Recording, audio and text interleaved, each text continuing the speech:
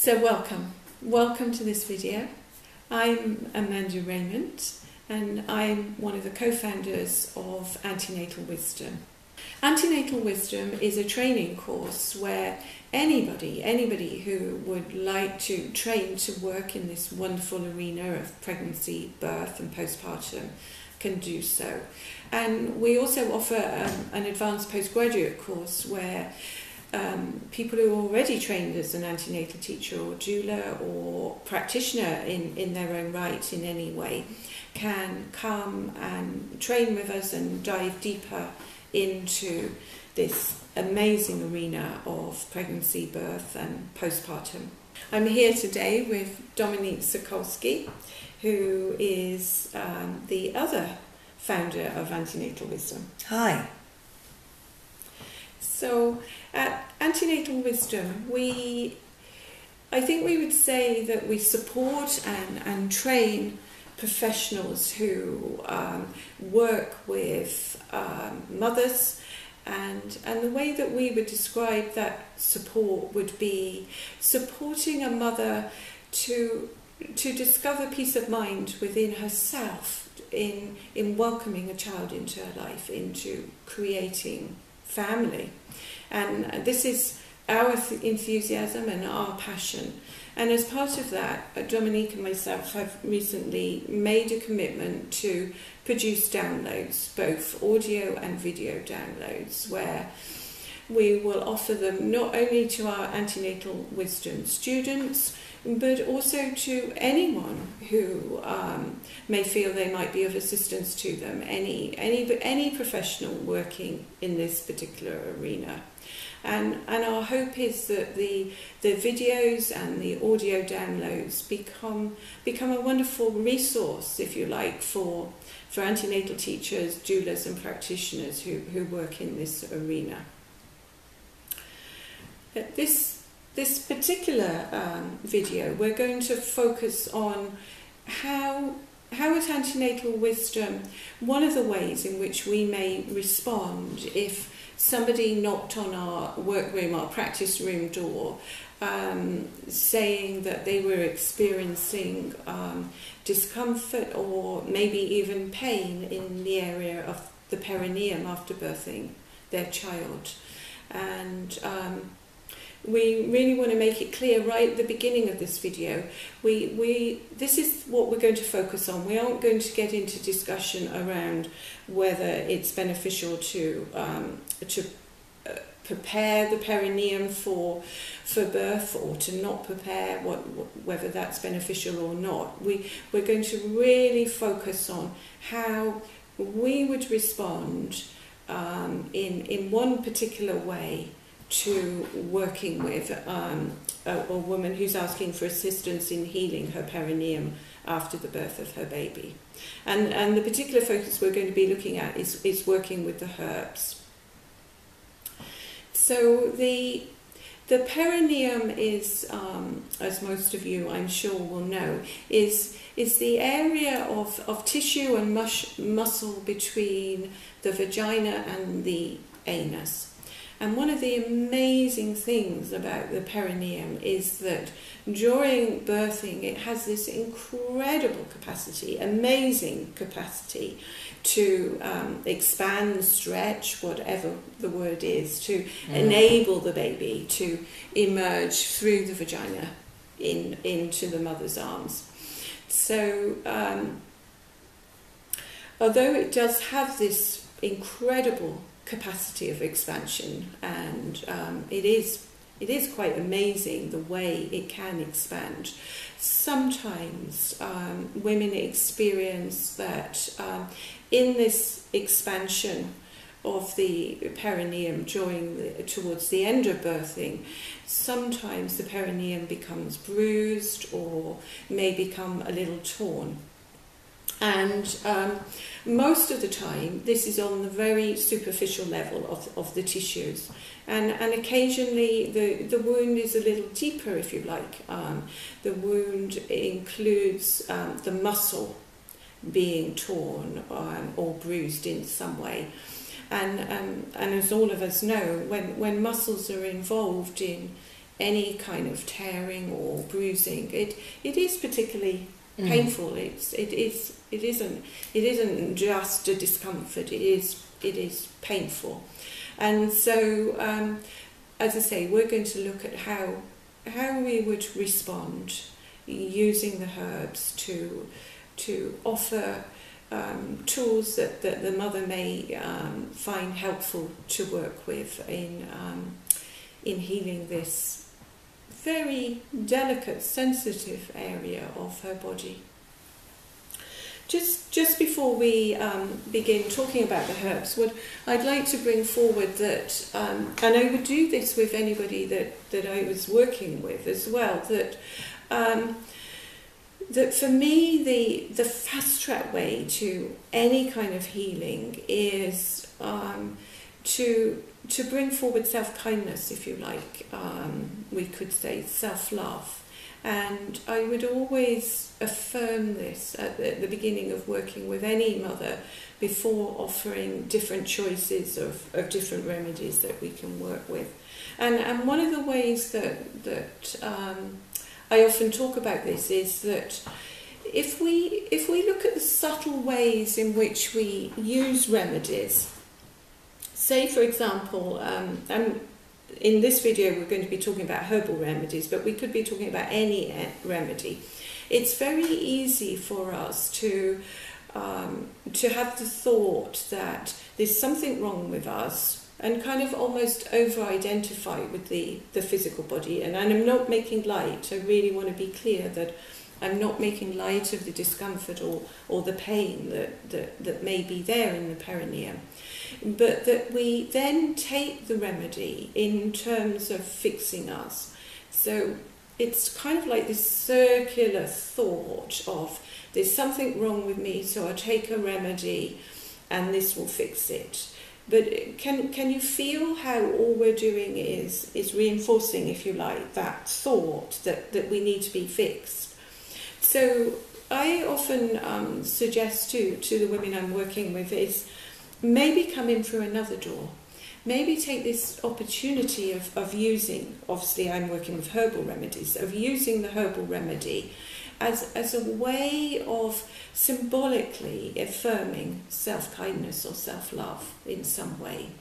That she's taking the herbal remedy to, obviously to ease the discomfort in the physical body. I'm not denying that in any way, but taking the remedy as a way of teaching herself about self-kindness. So, for example, if we were talking about herbal teas, we could very easily say that just taking the time to make the tea and to give herself even just 2 minutes to sit down and drink the tea, she could use that as a symbolic act of self-kindness, just for a moment to sit back and take 2 minutes to nurture, to nourish herself in some way with the herbal tea.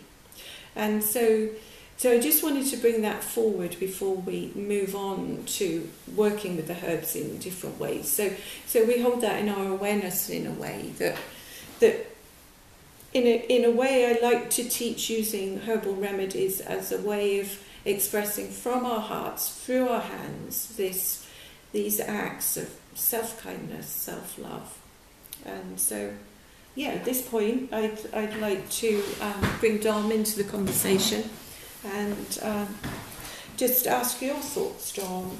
Yeah, I think that it's quite common for women to experience a lot of sensitivity or pain after birth in their perineal area. Yeah. Whether it's bruised or grazed or torn, as you say, or even rarely so, but sometimes episiotomy happens. Yes. And I think that's, like you already said, it's a very it's quite a vulnerable part of a woman's body. Yes. It's certainly probably an area of her body that she hasn't experienced that kind of trauma in before, but obviously it's and I think that actually sometimes, depending on the kind of birth that she had, there can be a memory from the birth there which perhaps was difficult. I think sometimes with instrumental delivery, when there is a need for episiotomy and that kind of thing, I think sometimes that also leaves a sort of emotional an emotional holding there, if you like, which makes it maybe difficult to engage with or to want to go there and to begin to heal. So I think sometimes, you know, it can be sore, but you don't really want to go there because actually it reminds you of the experience that you had there that was not very comfortable or wasn't as you wanted it to be. So I think, and sometimes people might be giving themselves a hard time. Maybe they had a ventouse or forceps experience and they were hoping not to have that, and then they might give themselves a hard time that was the kind of help that was needed to help bring their baby. So I think there can be a little bit of self-judgment there. So I guess I would also want, which you've kind of mentioned, to bring in that emotional side where you are able to let go of giving yourself a hard time because maybe the birth happened in a way that you weren't really wanting, and maybe you need to forgive yourself that you needed some help with that second stage of birthing. And also just that sometimes maybe there will be tears there then when you work with a little bit, or the soreness, there's both a wanting to heal it and then a slight defensiveness, not wanting to go there because of what it reminds you of. So I think you need to be kind of present to that and taking ownership of that, and being courageous and honest, and whatever it was that led to this sore perineum needs to be brought out into the open, if you like, and into the sun. So I also think we talked before, Amanda, a little bit about the fact that I think that where there's been trauma or pain or, you know, episiotomy to the perineal area, women sometimes get scared about their sexual relationships in the future, the intimacy that they might have with their partner in that way, and feel worried that it will never be the same, or it won't heal in a way that will work for that, you know. And I think that, you know, my sense is that everything will always be fine and heal, can able to heal. But sometimes that's a journey, and sometimes that's a very easy thing. But not to be afraid of engaging with it in that way. And I think also because sometimes the perineum changes a little bit through the experience of birth. Definitely. You know, it's another place where you have to maybe acknowledge that, you know, birth kind of changes and transforms you. And that doesn't have to be looked at in a negative light, because actually it can be very intimate to work with your healing perineum and work with that with a partner in your sexual relationship in terms of acknowledging sensitivity. Definitely. And also coming back to what you were just saying just now about sometimes holding that particular area of our body tightly, which you know could refer to any part of the body really, that when there is discomfort or pain, the kind of human response is to hold tightly rather than relaxing, and understandably so. But I think both of us would encourage some form of movement, because absolutely, pelvic floor, your perineal wash. That's right. Sitz baths. So all these things help the circulation of this particular area of the body, and the more movement, the more circulation that you have in any area of the body that's trying to heal is going to be of assistance. And obviously we're not speaking of vigorous exercise in any way. As Dom said, sometimes pelvic floor exercises can be wonderfully helpful, just even in helping us to become in touch with this area of the body, just gently noticing breathing. Because of course the perineal area connected into the pelvic floor like that is a diaphragm. It's a horizontal diaphragm in the body, and it's going to respond to your breathing and your respiratory diaphragm. And in that way the breath also brings movement to it. But again, just being the detective of yourself, just watching that if you are working with your own perineum, if you're a mother watching this and you're wanting to know ways to heal this for yourself, just notice thoughts of, oh, I'm not meant to hold this area tightly, that's not helpful, but I just can't help but holding it tightly. It's kind of keep bringing in this awareness of self-kindness, of self-love, and just there are as many ways to relax as there are people, so just notice whether making a cup of tea or having 2 minutes to yourself or lying in the bath, whatever ways assist you to relax this area of the body can be really helpful. But I often suggest around comfort of this particular area, just simple things about giving yourself enough space and time, because I know it's not easy with a newborn baby to put a cushion wherever you're sitting. Can again just be that symbol of being kind and gentle to yourself, and letting your partner or anybody who's come in to the home to help you in any way with this postpartum period, to let them put a cushion down before you sit down to eat on a dining room chair or whatever, or maybe when you're lying on the sofa, maybe even put a cushion underneath then. Again, just sort of reminding yourself of that softness, of that relaxation, of that gentleness.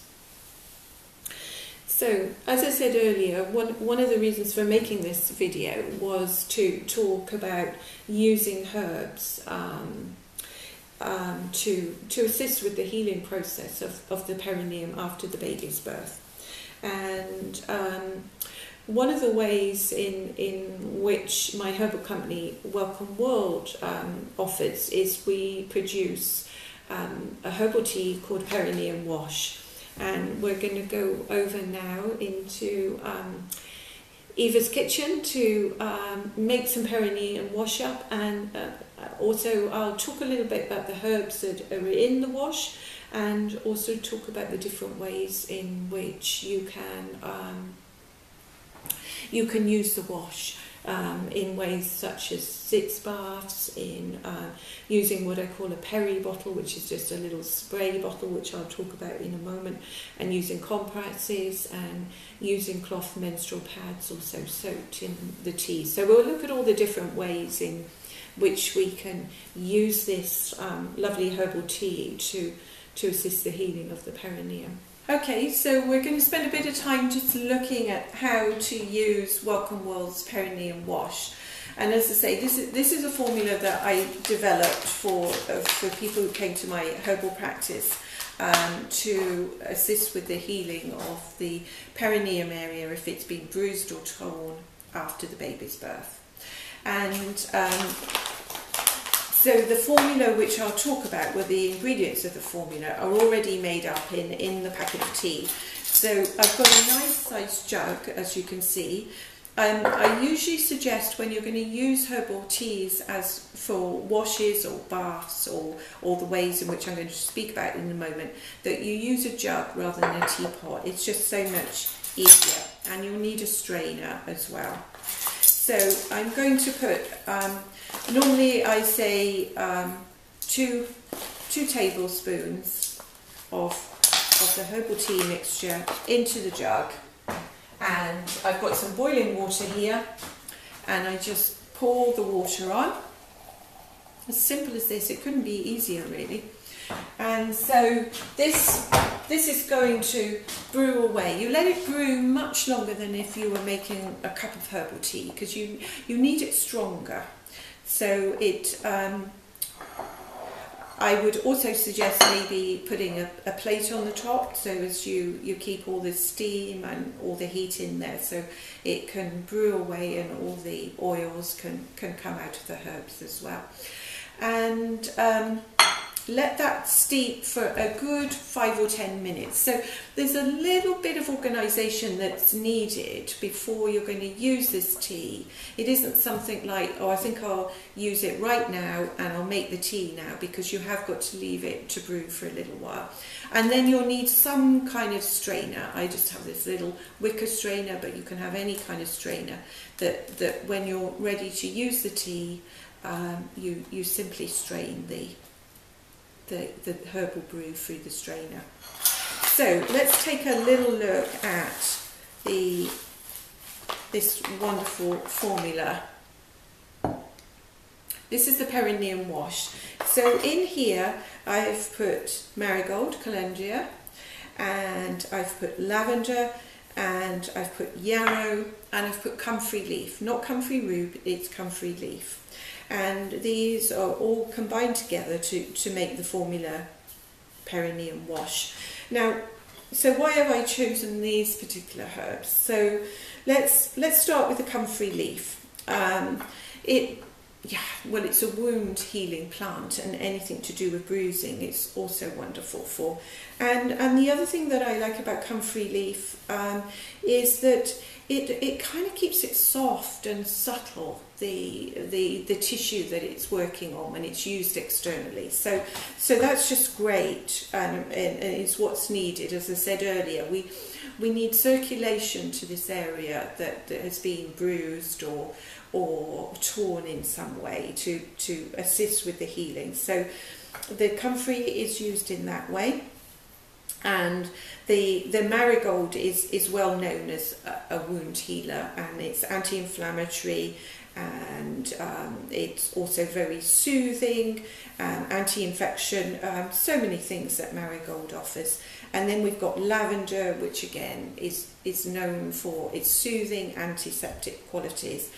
And yarrow, again, which is always a great wound healing plant, and also is what's called an astringent plant. So any little bits of maybe bleeding, if there was any bleeding from the tears in the tissue, yarrow would be wonderful at healing that up pretty quickly. So once you've got your brew of herbal tea, then there are different ways that you could use it for working with the perineum. You could simply strain it and add it to the bath water.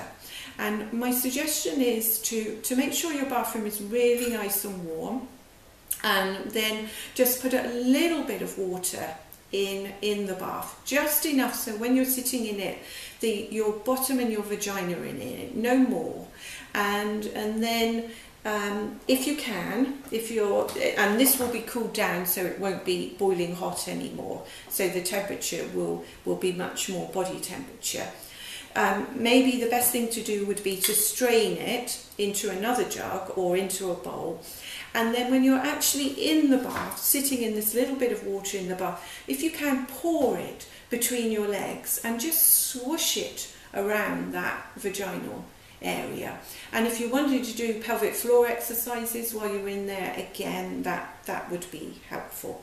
Another way that you could use it is to strain it and put it into a peri bottle. And by a peri bottle, I mean any kind of little spray bottle. And lots of the supermarkets and kind of chemists and cosmetics places now sell those empty clear plastic little spray bottles for people to take things on holiday now on aeroplanes. So that's really helpful.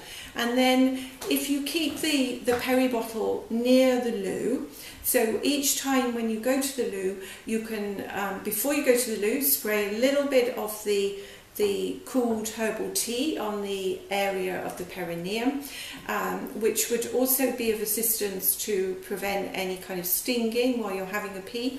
And also when you've finished going to the toilet, again just spray the area directly onto the perineum area. So there's two ways we've got so far of using this wonderful herbal tea. The other way would be to make a compress. So you could take, I usually suggest using whatever you've got in the home. Maybe you've got an old cotton t-shirt that you don't need anymore. Maybe you've got an old cotton tea towel that you don't need anymore, or some sheets, or some of those lovely muslin nappies. You may have one of those that you could use, and you just fold it, whatever piece of cotton cloth you're using, you just fold it into a shape that can go into your knickers easily. And you take the cooled strained brew into a bowl and just place the cloth into the bowl and let it really soak up. And then you need to put an old towel, bath towel or something, underneath that while you carry it to wherever you're going to use the compress. And in a way you may not even want to use knickers, you may just want to hold the compress around this area that's in discomfort, the perineum area, or you may want to put it inside your knickers. Remember, if you're lying on your bed or your sofa, to put a towel underneath you so you don't create more work by making the bed wet or the sofa wet. And then the last way that I'm going to talk about in this video is using those wonderful menstrual cloth pads. I think those are just fantastic for soaking up the herbal tea and then of course they fit so snugly and so comfortably into your knickers, and you can you're much more able then to walk around. You don't need to necessarily lie down with those. So those are just some simple ways to use the perineum wash, and yes, I hope all you doulas and antenatal teachers out there find it a really useful addition to your medicine bags. And yeah, so that's all for now from Amanda and Antenatal Wisdom, and we look forward to spending time with you in our next videos or audio downloads. Okay, lots of love. Bye bye.